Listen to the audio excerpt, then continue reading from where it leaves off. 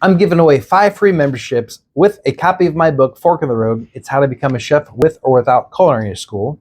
Why? Have you ever learned how to definitely not do something by watching someone else? That's right. Just like we can be taught the right ways to do things by watching people, we can learn the negative stuff too. The stuff that's going to keep us in the same position that we're going to get passed over promotions for, the stuff that's going to keep us in the stranglehold.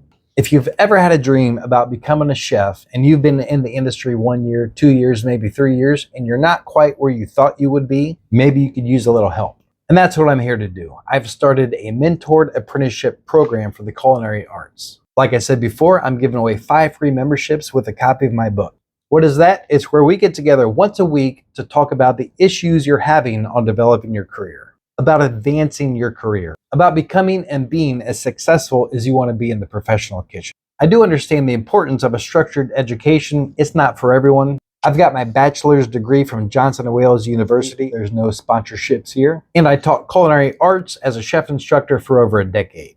During that time, I not only learned the best ways to teach, the students told me how they learned the best, how they retain the most information.